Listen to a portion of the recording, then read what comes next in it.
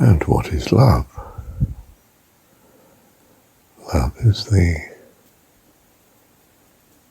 very bonding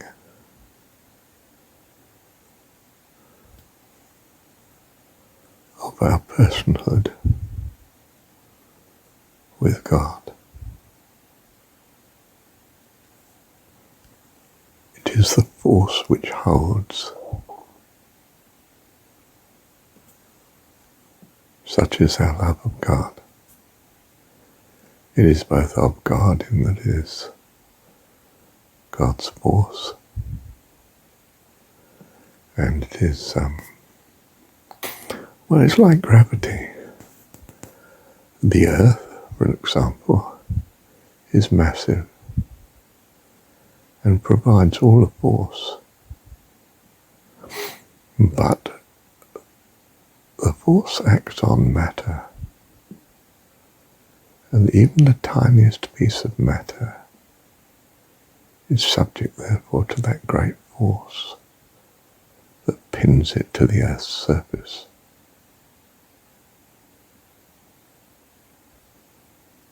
Do you see?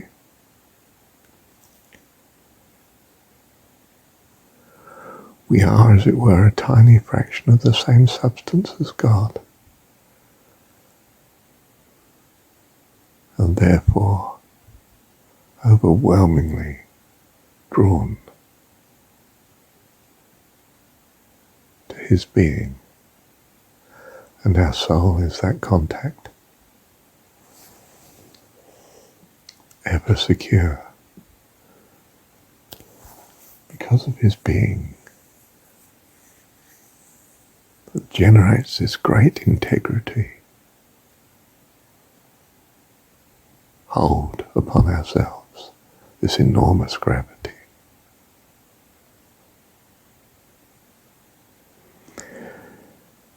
That's just a parallel, of course.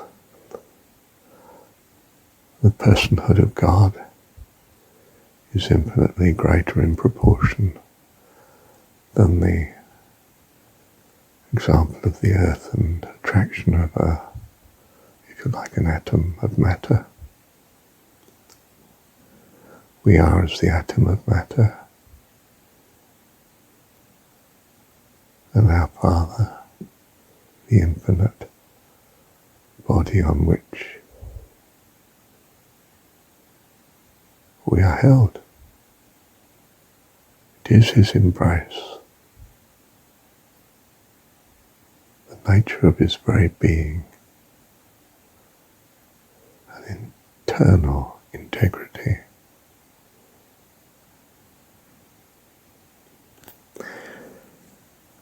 So, the love is this gravity, if you like, this great force.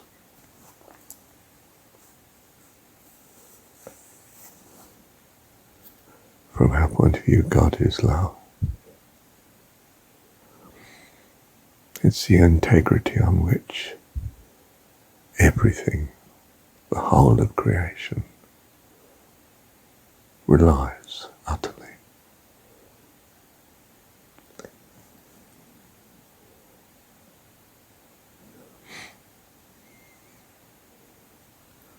That great force which holds us to the very meaning of all life. Our Father in the heavens. Thank you, Dad. So the love of God is His love for us and our love for Him. We are as the electron,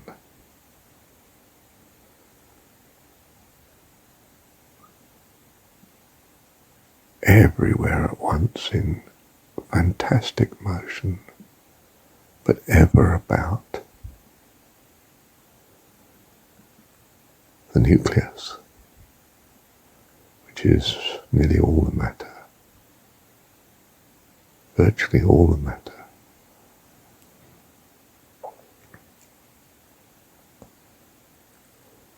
of the atom. And if an electron flies off, well, it may go a long way,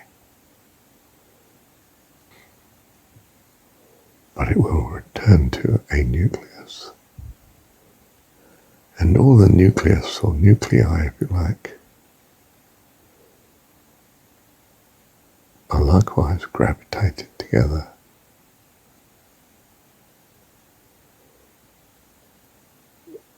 To a unity.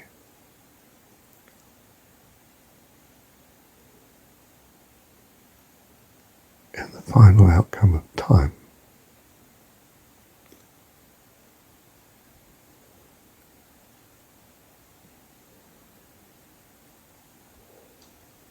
imagine for a moment the universe as lung. As you breathe in, it expands. As you breathe out, it contracts. One breath, one kriya.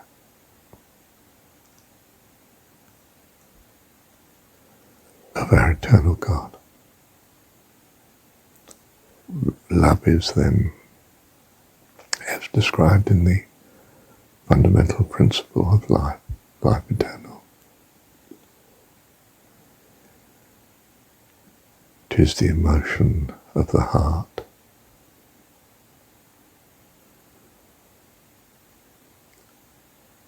That allows you to just sit in utter peace of being in the presence of God. It is the eternal contact with God through the soul.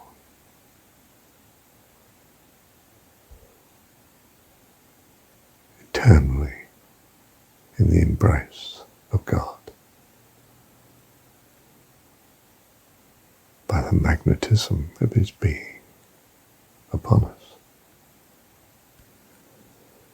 Love is too the eternal preoccupation with the subject of his being and all that he is in relation to us and to all that he has created, all that is.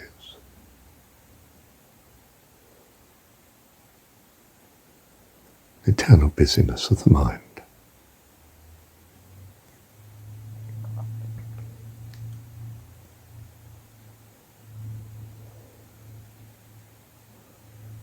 With all the strength of one's being, of all being,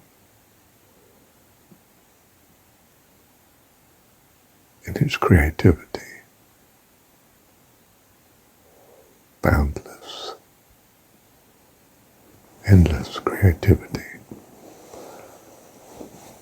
strength that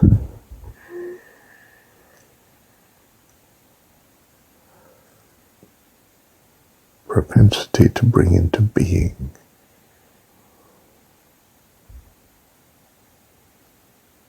that which the mind values.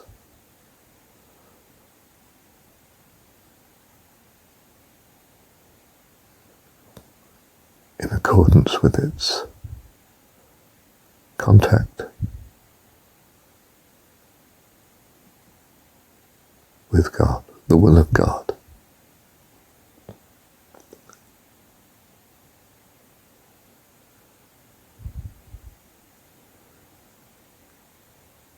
According to the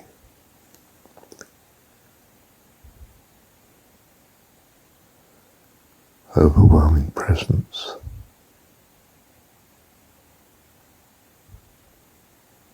experienced by our heart.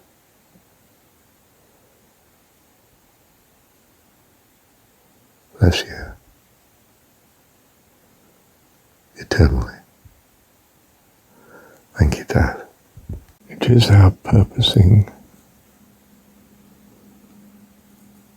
which is the very being of God that we are a part of. Our identity with God, for he is the great purposer, the one that brings all creation into being. So we are to devote all our purposing to him. In other words, this is the basic principle of life, to love your God with all your heart, soul, mind and strength. And it is our doing of such which is our birth into life eternal. What we've called the first commandment, what is in fact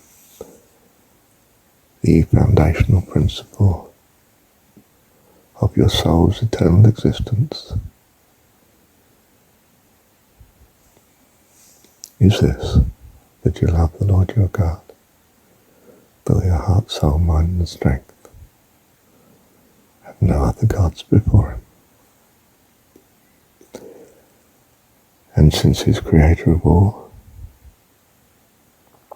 well, he is creator of all anyway.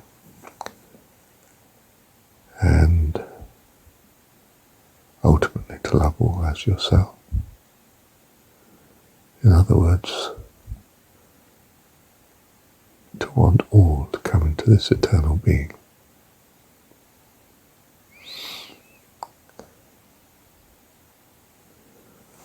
We are of that. And our Father is infinitely of that.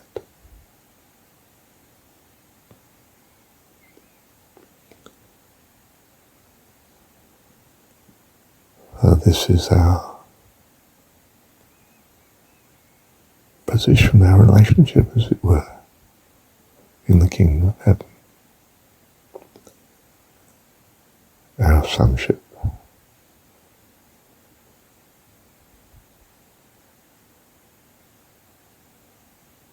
We're a child of God. Thank you, Dad. When you love what you see yourself to be, and when you see yourself to be a child of God,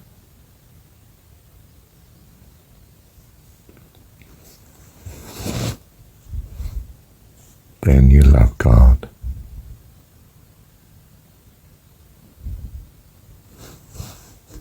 And realize, or in other words, become, into life eternal. The creativity,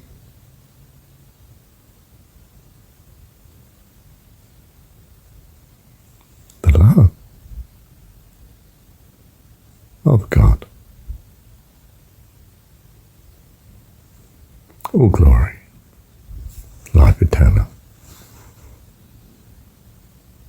Part of the heavenly host, we would say, in Christian terms.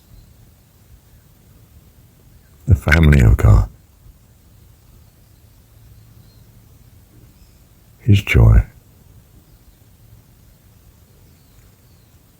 His very reason for being.